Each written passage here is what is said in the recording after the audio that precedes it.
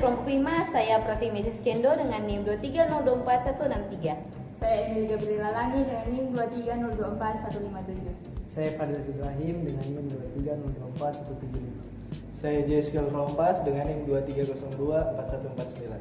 Saya Stefania Sapo dengan NIM 2302416. Dalam video ini, kami menjelaskan hasil proyek kami dengan judul Penerapan Metode Simple Smoothing pada Data Penjualan Warung.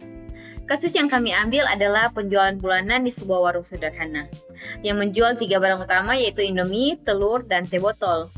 Tujuan dari proyek ini adalah untuk menganalisis pola penjualan setiap bulan, lalu melihat tren dan pergerakan datanya menggunakan metode Simple Smoothing.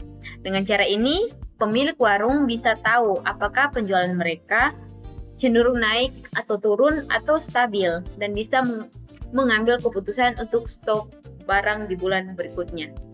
Sebelum kami masuk ke programnya, kami akan menjelaskan dulu teori singkatnya. Simple smoothing adalah salah satu metode yang digunakan dalam analisis deret waktu atau time series. Tujuannya adalah untuk menghaluskan data yang naik turun, supaya pola trennya bisa kelihatan lebih jelas. Dalam proyek ini, kami pakai 2 jenis smoothing. Yang pertama, moving average, di mana setiap nilai baru adalah rata-rata dari beberapa data sebelumnya. Misalnya kalau periodenya 2, berarti nilai rata-ratanya diambil dari 2 bulan terakhir. Yang kedua, exponential smoothing. Mirip dengan moving smoothing, tapi data terbaru dikasih bobot lebih besar. Jadi hasilnya lebih cepat menyesuaikan kalau ada perubahan tren yang mendadak. Intinya 2 metode ini membantu kita buat lihat arah tren penjualan apakah meningkat, menurun, atau stabil, tanpa terlalu dipengaruhi oleh lonjakan-lonjakan kecil. Nah, sekarang saya akan jelaskan secara lengkap coding program yang kami buat. Program ini kami tulis menggunakan bahasa Python karena Python punya banyak library yang memudahkan untuk analisis data. Oke, pertama-tama kami import 2 library utama Python yaitu Pandas dan juga matplotlib.pyplot. Pandas digunakan untuk membaca dan mengolah data dari file CSV, sedangkan matplotlib.pyplot dipakai untuk menampilkan grafik hasil analisis. Selanjutnya kami buat variabel nama file CSV-nya, yaitu Python nama file linear.csv. File ini berisi data penjualan warung kami yang sudah disiapkan dengan kolom-kolom bulan, barang, unit, dan harga. Lalu bagian ini untuk membaca file dan memastikan datanya ada. Nah, di sini kami pakai try dan except. Tujuannya biar program tidak langsung error atau filenya salah nama atau hilang. Kalau datanya berhasil dibaca, muncul pesan data berhasil dibaca, tapi kalau filenya nggak ada, langsung keluar pesan file tidak ditemukan dan program berhenti. Setelah data terbaca, kami tampilkan isinya dengan Python print dalam kurung df.head di sini. Nah, supaya bisa lihat 5 baris pertama data untuk memastikan struktur kolomnya sesuai. Kemudian kami ambil daftar nama barang yang unik. Nah, di sini penting karena nanti kita mau proses perhitungan smoothing per barang. Jadi tiap barang punya trennya sendiri. Nah, sekarang bagian perhitungan simple smoothing. Kami buat list kosong dulu untuk menampilkan hasilnya. Lalu kami lakukan perulangan untuk setiap barang di bagian sini. Nah, di sini data item akan berisi semua baris yang hanya punya nama barang yang sama. Misalnya hanya Indomie saja. Setelah itu kami buat 2 kolom baru.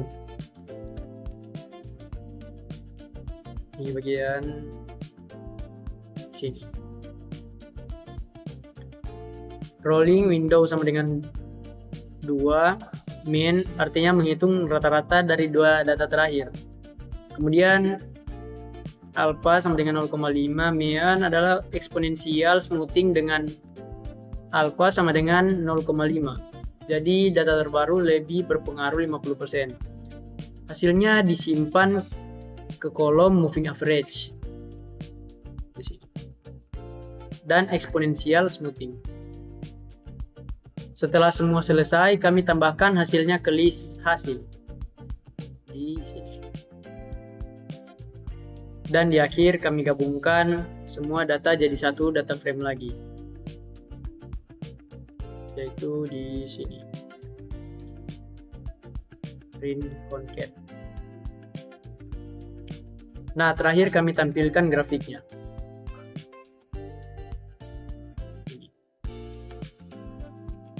Setiap barang ditampilkan dengan 3 garis berbeda, data asli, moving average, dan exponential smoothing.